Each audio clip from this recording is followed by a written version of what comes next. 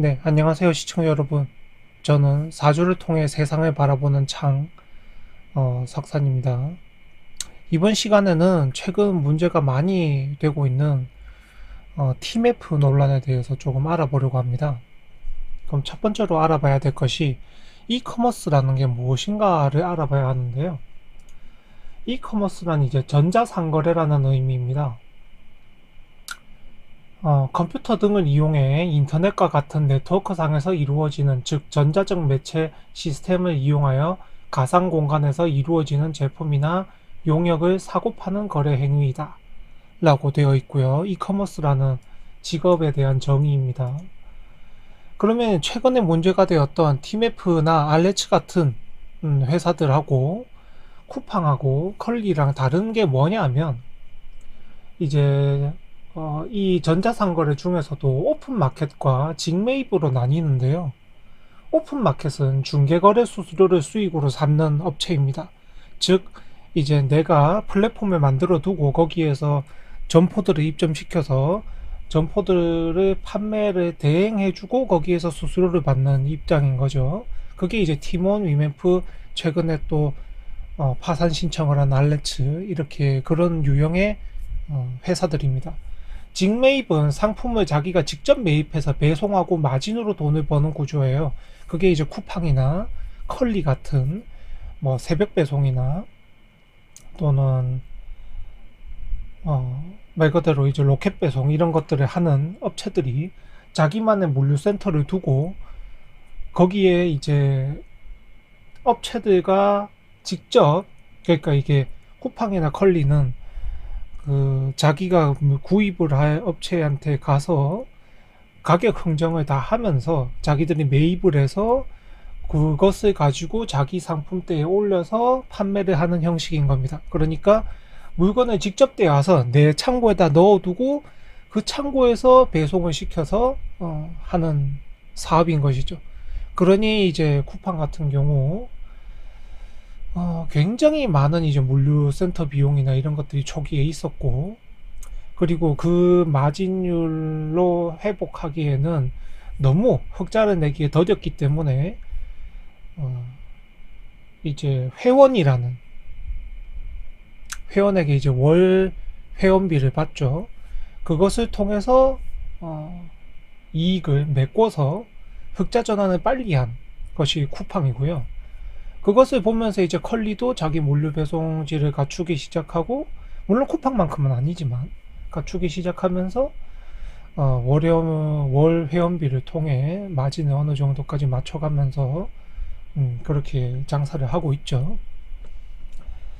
근데 이게 뭐가 문제냐? 오픈마켓의 경우 티몬, 위메프나 알레츠 같은 경우는 말 그대로 이제 자기 플랫폼에서 주문이 들어오면 그 업체한테 물건을 보내세요 라고 합니다.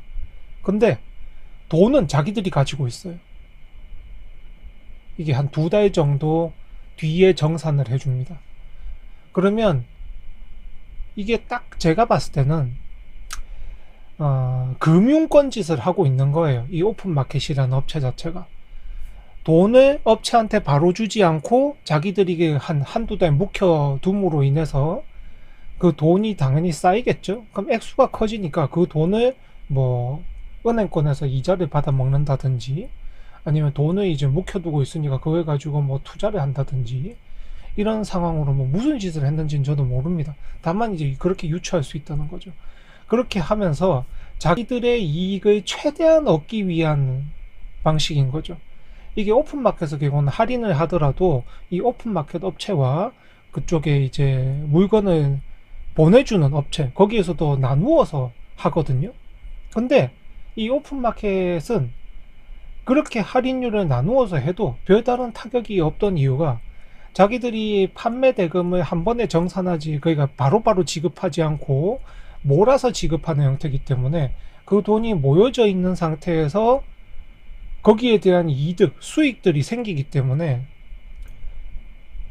그걸 해도, 그러니까 할인을 해도 얘들은 전혀 손해볼 게 없었던 거예요. 업체들은 계속 손해인 거죠. 근데 업체들 입장에서 봤을 때는 당연히 이제 수수료 중개 업체니까 그 오픈마켓이라는 게 그냥 장사 수단이라고 생각을 하시고 일을 하셨겠죠. 그런 식으로 이제 보이고, 그 다음에 또 볼만한 것은 이제 구영배 대표의 사주인데, 구영배 대표 같은 경우에는 네, 사업하기에는 참 알맞아요. 알맞습니다. 다만 이제 하나 우리가 봐야 할 것이, 이 54대운에 넘어오면 이 갑과 을이 올 때는 인월에 갑과 을이 오고 물이 있고 불이 있고, 그 다음에 농업 기술이 있었거든요. 그러니까 이걸 가지고 농업 기술이 좀 과하긴 했죠. 과하긴 했기 때문에 자기가 중간중간 실수는 있었던 건데, 그래도 성공의 가도를 달렸죠. 근데 이 병화가 오게 되면 이미 갑과 을은 심어져 있는 상태예요. 이 사주상에서는 지나갔기 때문에 심어져 있습니다. 근데 다만 새로운 갑을이 오지는 않는 거죠. 그러면 기존의 것을 가지고 내가 발전을 시켜야 되는데, 문제는 해가 이미 있는데 또 해가 다른 쪽에서 또 뜨게 되면 이 심어져 있는 생명체 입장에서는 계속 저기 보고 여기 보고 저기 보고 여기 보고 해야 되겠죠. 그러면 얘들이 과연 정상일까요? 그러니 어떻게 돼요? 자기가 자신이 가지고 있는 갑과 을이라는 것은 이제 사람들이기도 하면서 식상, 의식주, 말과 행동, 가지고 있는 뭐 투자 이런 여러 가지들인데, 이게 여기도 보고 저기도 보고 여기도 보고 저기도 보고 이러니까 힘을 2배로 쏟는 것도 있지만 갈 길이 어딘지를 못 찾겠죠. 그러니까 이게 보면 자기 자신이 요 시기에 욕심을 부리면 갈 길을 잃어버리는 거예요. 그게 이제 구영배 시의 사주상에서 볼 수 있는 일이고요. 또 이걸 이제 보면서 TMF 사태에서 이제 조금 정리를 하자면,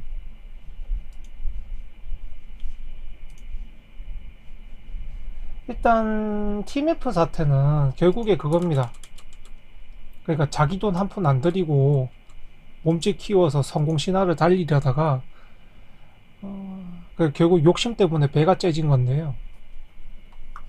나스닥에 상장을 하려고 했어요. 나스닥 상장. 이게 나스닥에 상장을 하게 되면 주식의 값만큼 어떻게 되겠어요? 당연히 투자금이라는 게 들어오겠죠.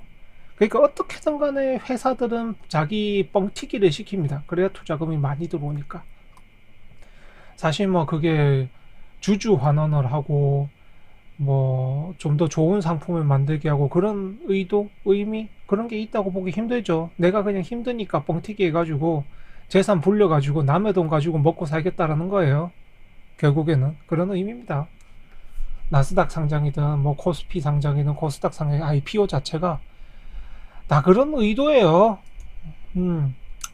거기에서 이득을 나눠 먹는 뭐 주식하는 분들이 생기는 거고 또 투자자들이 생기는 거고. 근데 알고 보면 내가 돈이 이만큼 없는데 뻥튀기를 이만큼 시켜가지고 어떻게든 평가 가치를 높게 받아서 크게 해먹으려는 시도입니다. 네, 그렇게 이제 구영배 씨도 이 나스닥 상장을 시도를 했어요. 근데 문제는 이미 나스닥에 상장이 되어 있던 업체를 인수를 하면서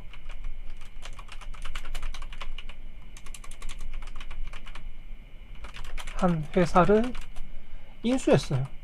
인수했는데 이걸 인수하면서 이제 TMF에 현금을 가져다 씁니다. 그러니까 TMF는 가지고 있던 현금이 없어졌어요. 일단 현금이 없어졌어. 그런데 상장이 미뤄졌어요. 미뤄지면서 투자금이 안 온 거죠. 그러니까 투자금이 없는 거예요. 없다 보니 TMF의 가져간 현금을 메꿀 수 없다. 네, 그러면서 발생한 일입니다.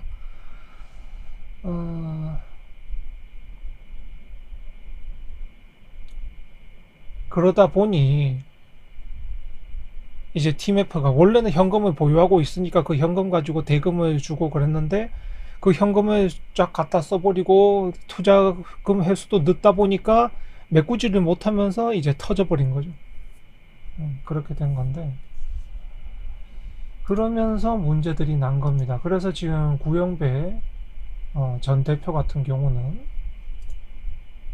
특정 경제 범죄에 대한 가중처벌과 그 범죄 행위자에 대한 취업 제한 등을 규정함으로써 법률 특정 경제 범죄 가중처벌 등에 관한 법률 중 사기 혐의로서 사기 또 뭐 횡령 배임 이런 문제, 여기에서 지금 고소가 진행 중인 걸로 알고 있습니다. 여기에서 고소가 진행이 되면 특경법에서는 이렇게 규정을 하고 있는데요. 일단 특경법이 규정하고 있는 범죄는 사기, 공갈, 횡령, 배임, 업무상 배임의 죄를 그 이득액에 따라 가중처벌하고 있다. 이득액에 따라 가중처벌하고 있다. 둘째, 형법에 규정되어 있지 않은 형법은 뭐 이렇게 이야기가 되어 있는 거고 특경법의 내용이고요. 그래서 형법의 규정상 규정한 사기죄, 공갈죄, 횡령죄, 배임죄 또한 업무상 횡령, 배임의 죄를 범한 자로서 그 범죄 행위로 인해 취득한 재물이나 재산상의 이득액이 50억 원 이상인 때에는 무기 또는 5년 이상의 징역, 5억 이상 50억 원 미만일 때는 3년 이상의 유기징역으로 가중처벌한다. 그러니까 뭐 이름은 번지르르 한데요. 그냥 뭐 무기 또는 5년 이상이라고 하지만 이게 무기가 나올까요? 우리나라 법상. 그것도 징역을 살고 또 이득액 이하에 상당하는 벌금을 병과할 수 있다. 이거는 이제 자기가 가지고 있는 재산에서 피해자한테 상환을 하라는 거죠. 네. 근데 이게 벌금이라는 게 피해자들한테 가는 건지는 제가 잘 모르겠습니다. 뭐 아마 그러리라고 생각을 합니다만, 네. 잘 모르겠고. 근데 벌금과 아마 피해 보상은 다를 거예요. 그래서 이 벌금이라는 거는 말 그대로 국가가 가져가는 건가? 뭐 여기에선 제가 잘 모르겠습니다. 네, 그렇게 되어 있고요. 그래서 이 특경법에 고소를 당한 것이죠. 알레츠 대표도 마찬가지입니다. 네, 그렇게 되어 있고요. 그래서 많이 해봐야 무기징역인데, 근데 무기징역이 나오기는 쉽지 않을 겁니다. 걸기도 또 5년 이상의 징역, 무기 또는 5년 이상의 징역이니까 일단 기본 5년은 나온다고 생각을 하는 거고, 그것도 참 그렇죠. 그래서 지금 현재 TMF 사태는 어디로 흘러가고 있느냐? 정부가 이제 1조 6천억 원의 자금을 지원하기로 했습니다. 1조 6천억 원의 자금을. 정부는 이제 팀원 위메프 사태에 따른 판매금 미정상 피해액이 최종적으로 1조 3천억까지 불어날 것이라는 정보 분석을 했어요. 그러니까 1조 3천억 원의 문제가 생길 것이다. 미정상금이 생길 것이다. 그렇게 되면 1조 3천억 원의 미정상금이 생기면 사회에, 그러니까 그 미정산 업체들이죠. 미정산 업체들이 만약 파산한다면 어마어마한 실직자, 경제적 피해들이 생기겠죠. 그러니 정부 돈으로 일단 맞겠다. 회수는 모르겠다. 왜냐면 TMF가 그 정도 값이 안 되니까. 안 되니까. 안 돼요. TMF 다 팔아도 저거 안 됩니다. 그러니 회수는 모르겠고, 일단 경기가 침체될 것이고, 엄청난 수의 실직자들이 생길 것이고, 엄청난 수의 가정 파탄이 생기니까 그것부터 막겠다.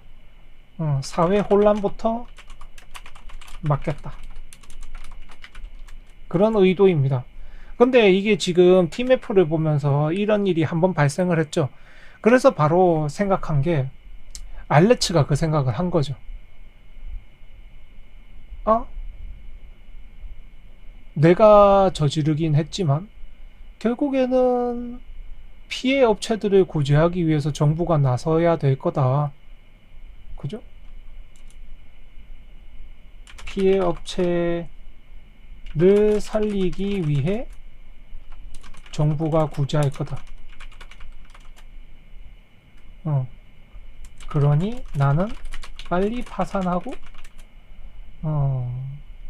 법적 조치 받는 게 낫다. 이 생각을 한 거죠. 알레츠 대표가. 대단하죠. 머리가 정말 잘 굴러가요. 그래서 이제 정부가 구제책을 쏟아내니까 앞으로 얼마만큼의 많은 이커머스 업체가 이제 파산 신청을 하거나 할지 모르는 상태입니다. 뭐 인터파크 같은 경우도 법적 구제를 요청을 했죠.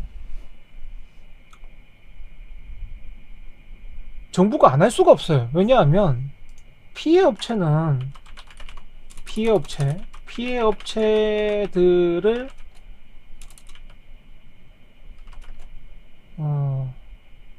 쥐고 정부를 상대로 협박하고 있는 거거든요. 근데 이게 너무 잘 먹혀 들어갈 수밖에 없어. 너무 잘 먹혀 들어갈 수밖에 없어요. 왜냐면 경제를 어떻게든 간에 살려야 되는 게 정부 입장이고, 그 다음에 저 피해 업체들이 다 망한다고 생각을 해봐요.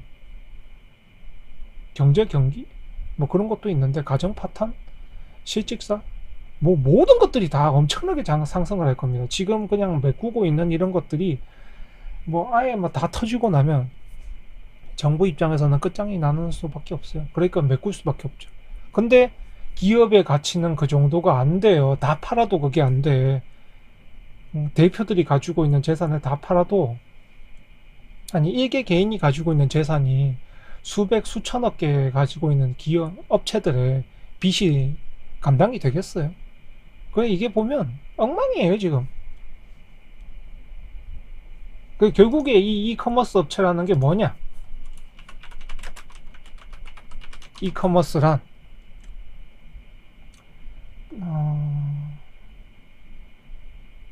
그냥 일종의 금융 사기예요.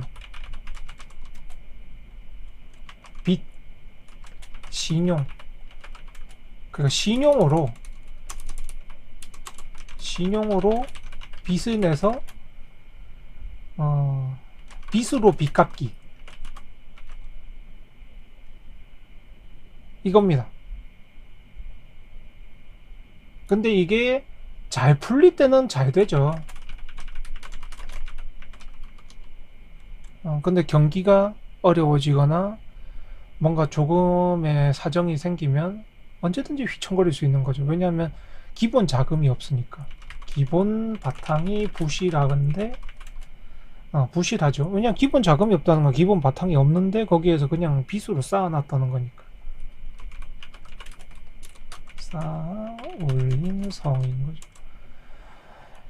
정말 세상에 많은 사기들 중에 이제 마치 사기인데 정상적인 사업처럼 불리는 것입니다. 오픈마켓 사기예요. 알고 보면 빚으로 이루어졌잖아. 이거 딱 들어보면 뭡니까? 전세 사기랑 똑같죠? 똑같아요. 부동산 시장이 잘 풀리고 그럴 때는 어떻게 됩니까? 자기 돈 안 내고 전세 자금 가지고 또 사서 그게 다 굴러갔죠. 빚으로 빚막기가 됐죠. 근데 지금처럼 그게 잘 안 되고 대출도 규제가 되고 이렇게 되니까 어떻게 돼요? 안 굴러가죠. 다른 사람이 나갈 때가 됐는데 돈을 줄 수가 없어요. 근데 그 집 자체를 주기는 싫은 겁니다. 웃기죠? 원래는 자기가 그게 가진 게 없으면 뭐라도 해서 메꿔줄 생각을 해야 되는데 그 집 자체를 또 주는 거는 또 어떻게 돼요? 그게 또 안 되잖아. 그러니까 이제 상환을 못 하는 거죠. 상환을 해야 되는데 그럼 어떻게 됩니까? 큰 목돈이 인질로 잡혀 있죠. 인질로 잡힌 거예요. 그러니까 지금 보면 딱 똑같습니다. 저 미수금 업체나 전세 사기 당하신 분들이 겪고 있는 문제나 다 이제 돈이 붙잡힌 거죠. 음.